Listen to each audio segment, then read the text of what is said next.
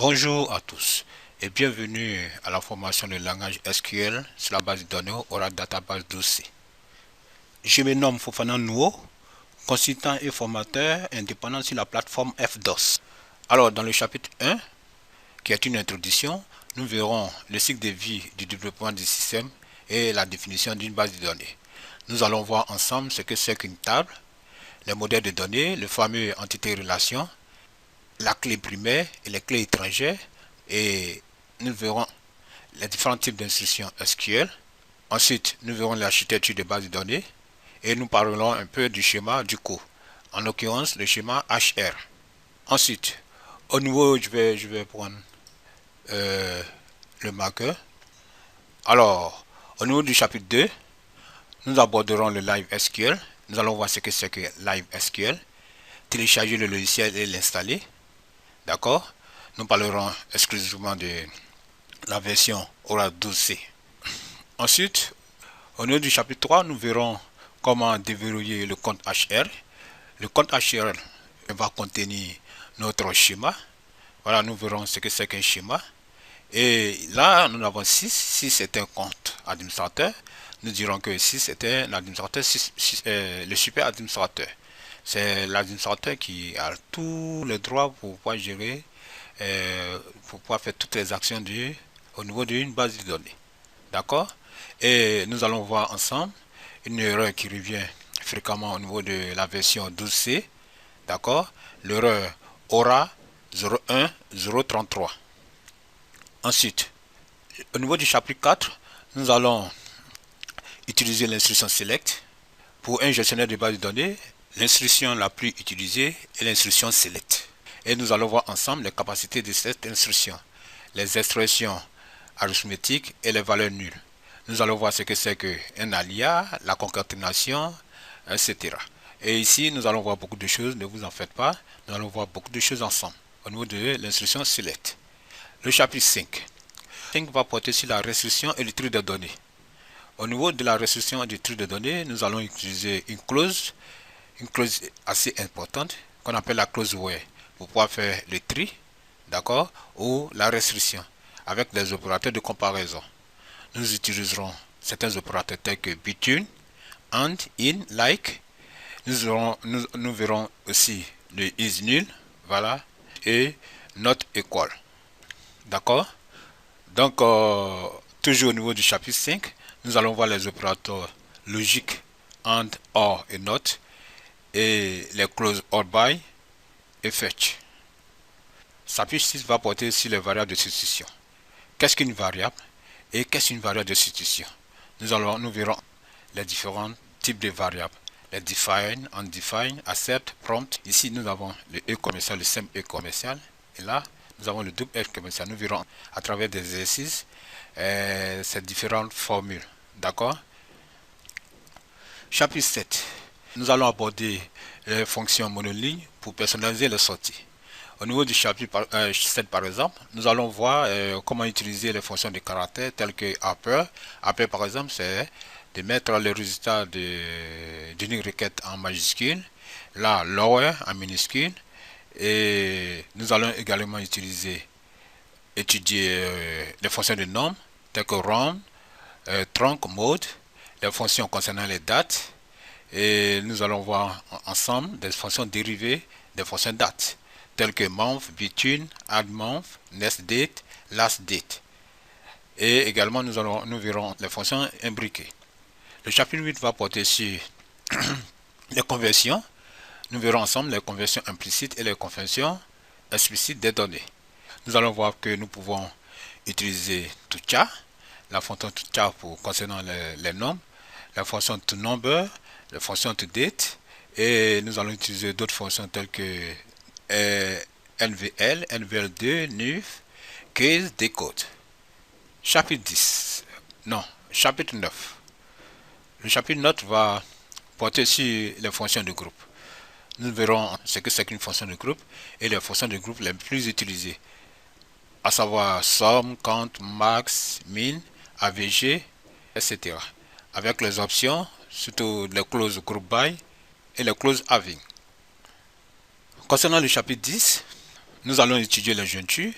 Nous allons ici, par exemple, extraire des données à partir de plusieurs tables en utilisant des jointures. Nous verrons ensemble ce que c'est qu'une jointure. Et il faut savoir d'entrée de jeu qu'il existe plusieurs jointures. Nous verrons ensemble les jointures équijointures, la non équijointure, avec l'ancienne syntaxe et les nouvelles syntaxes.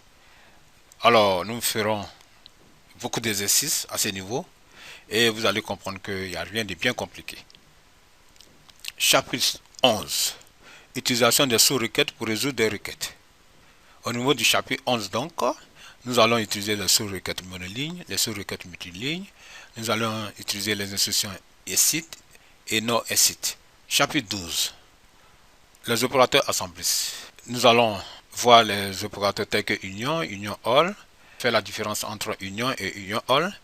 Également, nous allons étudier interset et minus. Au niveau du chapitre 12, nous allons faire beaucoup de cas pratiques pour que vous voyez de façon précise et concise la différence, par exemple, entre l'union et union all, interset et minus. Chapitre 13 sera une introduction, d'accord, au fameux LMD, c'est-à-dire les institutions de langage de manipulation des données, d'accord, tels que les insert, les update, les delete. Nous allons voir ce que c'est qu'une transaction et comment valider ou annuler une transaction avec les fameux commit et rollback. Nous allons également voir la transaction savepoint, la clause rolllock et la clause for update. Chapitre 14. L'introduction du langage de définition de données, le fameux LDD. Au niveau de ce chapitre, nous allons apprendre à créer par exemple des tables, d'accord, sans contrainte, des tables avec des contraintes. Nous verrons ce que c'est qu'une contrainte. Et au cours de la création de ces fameuses tables, nous allons souvent utiliser des clauses ou bien des options appelées onDelete, cascade et onDelete, set nul. Nous allons créer des tables à partir de sous-requêtes. Nous allons apprendre à ajouter, modifier et supprimer des données dans des tables, d'accord, et nous allons activer et désactiver des colonnes, par exemple. Et nous pouvons peut-être mettre ces tables-là en lecture seule ou en lecture-écriture. Également, nous allons essayer de supprimer des tables à l'aide de l'instruction drop table, renommer des colonnes si possible, renommer le nom des tables, etc. Chapitre 15. Au chapitre 15, nous allons faire un résumé succinct de tout ce qu'on a vu précédemment, c'est-à-dire que du chapitre 1 au chapitre 14. Donc, le chapitre 15 va peut-être nous donner des conseils, des astuces pour pouvoir bien gérer notre base de données. Ok? Maintenant, dans le chapitre 16, nous verrons le dictionnaire de données. D'accord? Nous verrons les différentes vues du dictionnaire de données, ce que signifie dictionary, les différentes vues, entre autres, user object, d'accord, user table et user constraint. Et ici, nous allons étudier le dictionnaire de données. Ok, voilà. Donc, j'en dirai pas plus. Vous verrez qu'au chapitre 16, le dictionnaire de données est un élément très important au niveau de la gestion des bases de données. Par exemple, c'est le dictionnaire qui va nous permettre de savoir ce qu'il faut faire sur la base de données, connaître la structure des différents objets utilisés dans la base de données, etc. Chapitre 17. Création des séquences, synonymes et index. Nous verrons ce que c'est qu'une séquence, un synonyme et un index. Et nous allons apprendre à créer, supprimer, modifier ces différents objets au chapitre 17. Ok? Passons maintenant au chapitre 18. Création des vues. Qu'est-ce qu'une vue? Et les avantages de ces vues seront étudiés dans ce chapitre-là. Nous allons apprendre à créer des vues simples et des vues complexes. Nous allons également utiliser les clauses ou bien des options read only, check option, force view pour créer nos différentes vues. Et nous allons faire des exemples avec toutes ces options. Ne vous en faites pas. Chapitre 19 va porter sur la gestion des objets. Voilà. Nous allons apprendre à ajouter des contraintes après avoir créé des tables. nous allons ajouter des contraintes sur des colonnes, les supprimer, renommer les colonnes, activer des contraintes ou désactiver des contraintes. D'accord? Et nous allons voir ce que c'est qu'une table temporaire. Et nous allons parler un peu de l'outil SQL Loader, des tables externes. D'accord? Et bien d'autres choses. Chapitre 20. Le chapitre 20 va porter sur la récupération des données à l'aide de sous-requêtes. Donc ici, nous allons voir ce que c'est que des requêtes scalaires, les sous-requêtes scalaires, pardon, les sous-requêtes corrélées. Nous allons rappeler, n'est-ce pas, comment dirais-je, les notions de exist et non exist à l'aide des TP. Chapitre 21, manipulation des données à l'aide de sous-requêtes.